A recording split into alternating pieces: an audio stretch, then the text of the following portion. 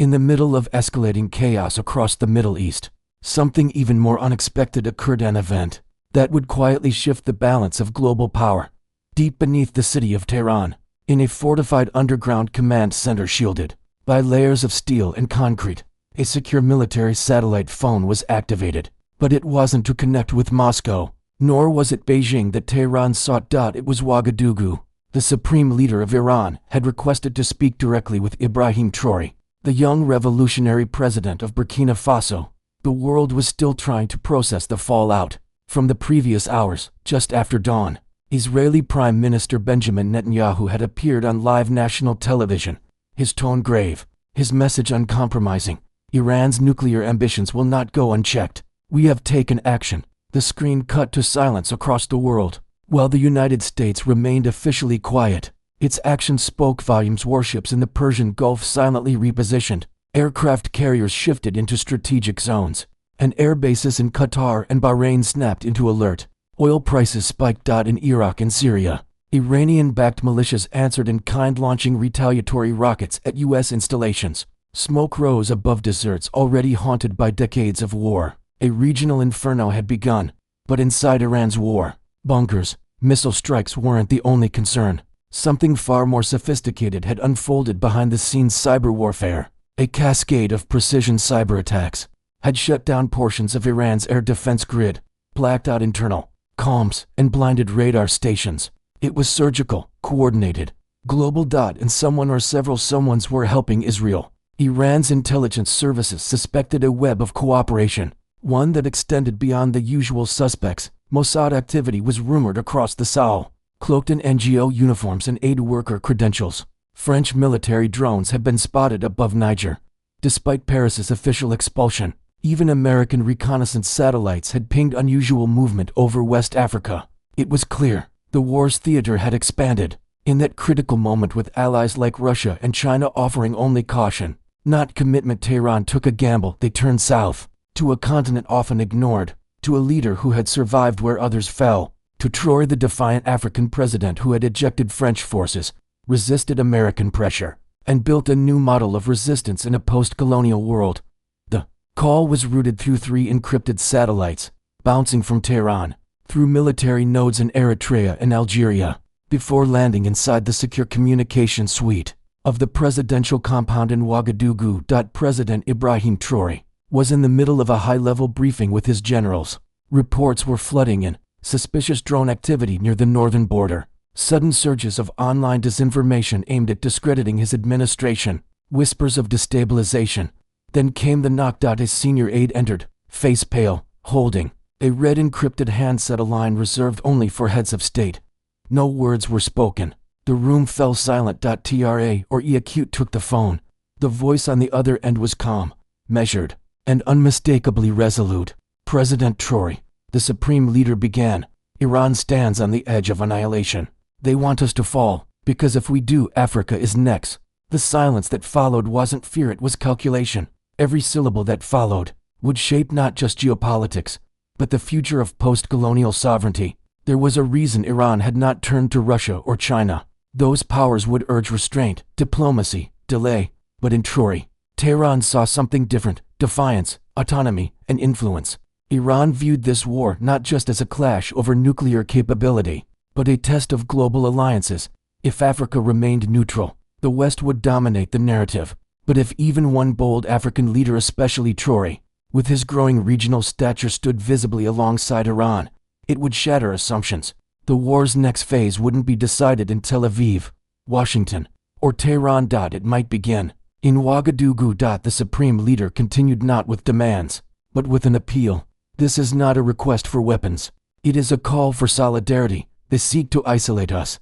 But if Africa stands beside us, then we are not isolated. We are awakened. Traoré stood motionless. Then, slowly, he spoke. You speak of shared struggle. But where was Iran when the Sahel bled under colonial knives? The line went quiet. The weight of history sat between them.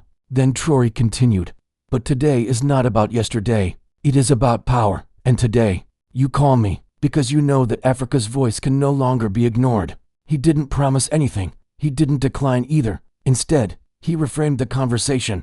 If we are to stand with you, he said, It must be public, no whispers in corridors, no backdoor deals. The world must see Iran recognize Africa not as a pawn but as an equal. Another pause. Then the Iranian leader answered with just one line. Then let the world see. What followed was not televised, but intelligence sources were stunned by what occurred next. Within an hour, encrypted data packets were transmitted from Tehran's Ministry of Defense directly to Burkina Faso Security Command. Inside were revelations that shocked the Sahels. Military leadership. A French-operated drone base officially denied by Paris had been discovered operating inside Niger. Israeli cyber signatures matched with malware that had recently infected Burkina Faso's military networks. Intercepts revealed private NATO conversations, mentioning a containment strategy for rising Sahelian regimes. For the first time, the invisible war fought in shadows and back channels was exposed. Traoré's response was immediate and unflinching. All Western military flights over Burkina Faso were banned effective immediately. Emergency military and intelligence messages were dispatched to Mali, Niger, and Guinea. A regional summit was called, its purpose clear: survival. But something larger was taking form. Not an alliance of East versus West. Something new. Something independent.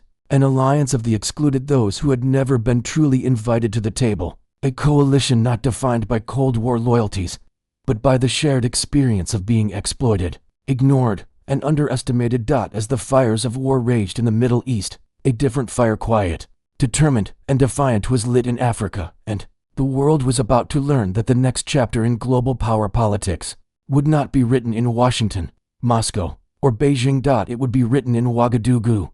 The reaction across Africa was far from uniform. In Mali, a trusted ally of Burkina Faso, support came quickly and unequivocally. In Guinea, the government followed suit, recognizing the gravity of the moment and standing with their neighbor, in a rare show of regional unity.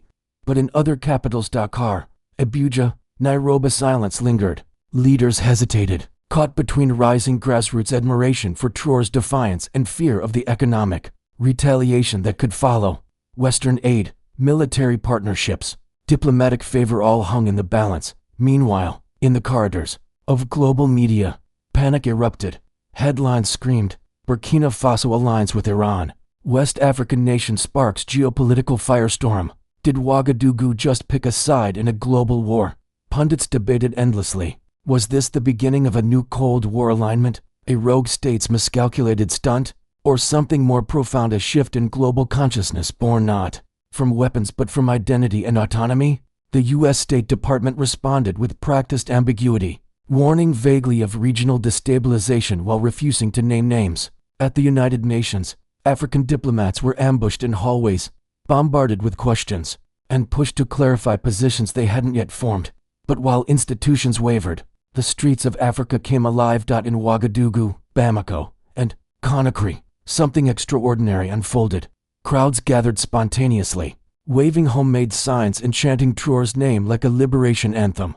Giant posters were raised, his face juxtaposed with words that cut through decades of global subjugation. We will not kneel, Africa will decide. Sovereignty is not permission, it's power. For decades, the West had underestimated the power of standing alone. Now, it began to fear something even greater, the possibility of Africa standing together. Inside his heavily guarded compound, President Ibrahim Traoré convened another critical meeting, but this time, the room looked different, not just generals and cabinet members. This time, the invited voices included traditional chiefs, student leaders, religious scholars, and women's representatives. It was no longer just strategy, it was a reckoning. Standing at the head of the room, Traoré didn't posture. He confessed. The burden of the moment. We have been offered a voice, he said, in a war that is not ours.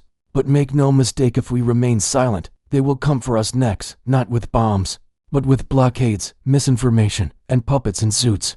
The room sat heavy in silence until an elder from the Mossi tribe stood, her weathered face unmoved by fear. Then speak, son, she said, and let the world hear the voice they tried to silence. That night, Traoré did just that. He stepped in front of a camera, not with military uniforms behind him, but surrounded by citizens.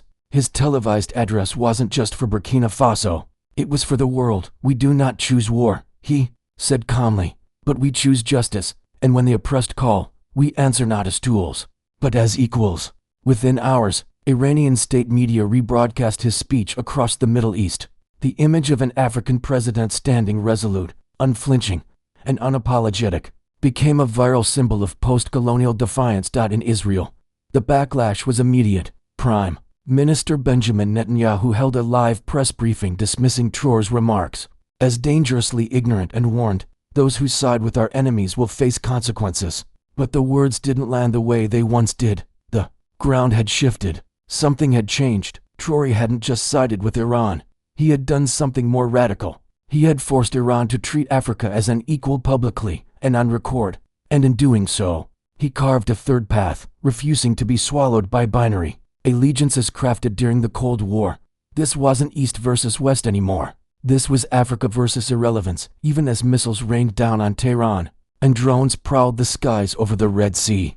The most disruptive battlefield became a diplomatic one, and the most unexpected theater of war became African diplomacy. In Addis Ababa, at the headquarters of the African Union, quiet conversations turned into urgent debates. For the first time, a non-aligned counterweight bloc was being seriously discussed, not theoretical, but actionable. A coalition based not on historical resentment, but on modern self-determination. Presidents who had long hidden behind neutrality now faced pressure from within.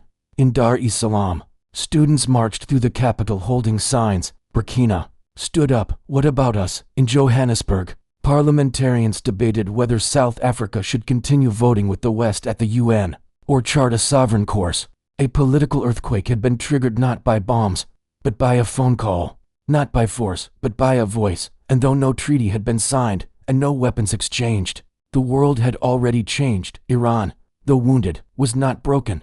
Israel had demonstrated reach, but not deterrence. The United States hesitated, unwilling to risk full commitment. But Africa, long ignored, long underestimated, had spoken, and people were listening. Ibrahim Traoré had not launched a single missile, but he had sent a message, and that message pierced palaces, command centers, and conference rooms across continents. It was a reminder: leadership is not about obedience.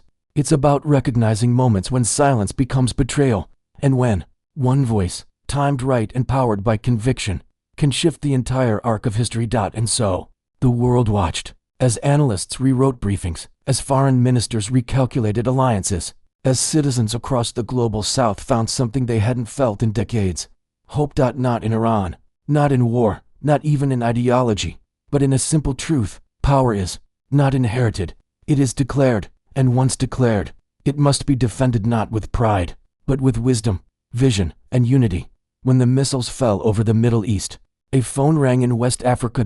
And when Traoré answered it, the global order began to shift.